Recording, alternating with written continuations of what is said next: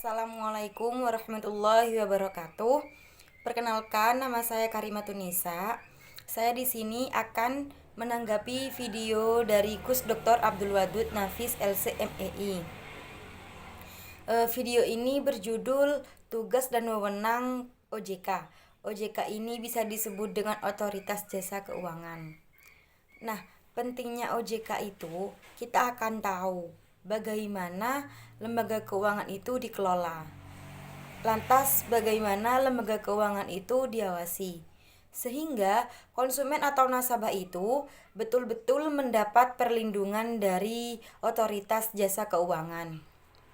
Maka, yang harus kita lakukan agar kita memahami tentang pengertian OJK, kita harus memahami pengertiannya dahulu. Yang pertama, pengertian OJK. OJK itu merupakan sebuah lembaga negara yang memiliki fungsi dan tugas dalam penyelenggaraan sistem pengaturan dan pengawasan terhadap industri jasa keuangan secara terintegrasi.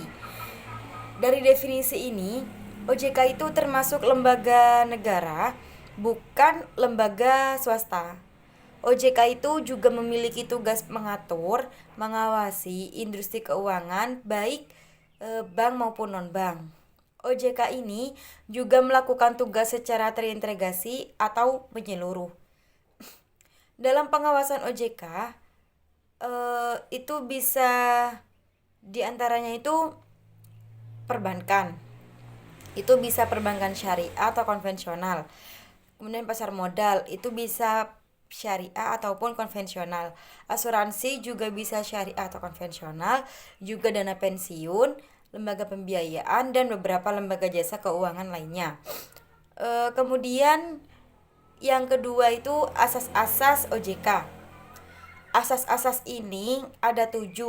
Yang pertama itu asas independensi, yang kedua asas kepastian hukum, yang ketiga asas kepentingan umum, yang keempat asas keterbukaan, yang kelima asas profesionalisme, yang keenam asas integritas, dan yang terakhir asas akuntabilitas. Yang pertama saya akan menjelaskan asas independensi. OJK lembaga melaksanakan tugasnya sesuai dengan peraturan perundang-undangan yang ada. Kemudian, mereka itu bekerja secara profesional dan objektif. Yang kedua, asas kepastian hukum. OJK bekerja sesuai dengan peraturan yang berlaku atau kebijakan pemerintah. Yang ketiga, asas kepentingan umum, baik itu pihak lembaga keuangan syariah atau pihak-pihak tertentu. Yang keempat, asas keterbukaan. OJK itu terbuka, publiknya itu diberitahu, peraturan juga diberikan secara terbuka. Yang kelima, asas profesionalisme. Orang-orang yang terlibat di OJK adalah orang-orang yang berpotensi tinggi. Yang keenam itu asas integritas.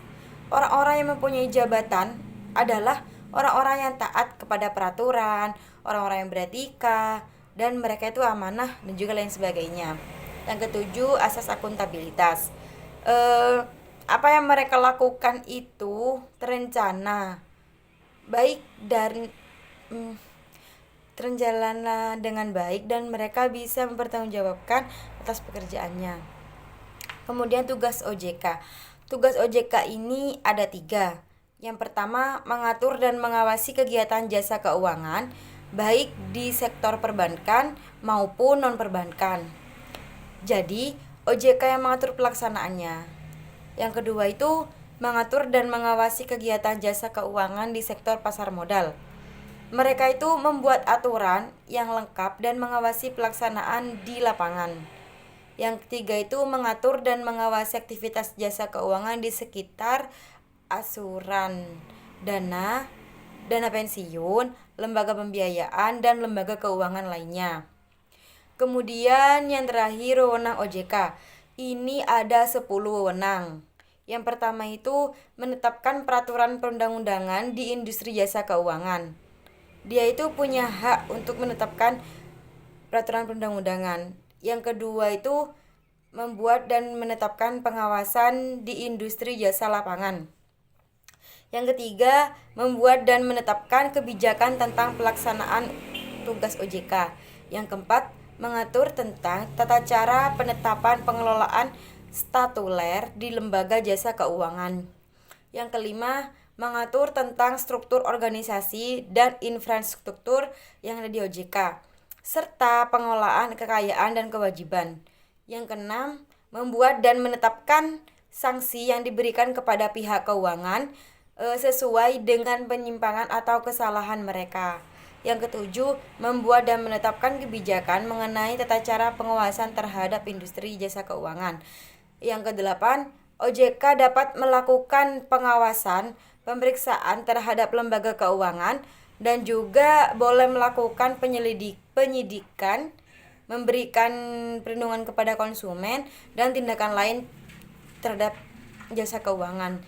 Yang kesembilan, memberikan sanksi administratif kepada pihak yang melanggar peraturan perundang-undangan di sektor jasa keuangan. Yang terakhir, memberikan atau mencabut izin usaha, pengesahan dan penetapan lain dalam peraturan perundang-undangan di sektor jasa keuangan. Mungkin cukup ini tanggapan dari saya, kurang lebihnya mohon maaf. Wallahul muwaffiq ila aqwamit thoriq. Wassalamualaikum warahmatullahi wabarakatuh.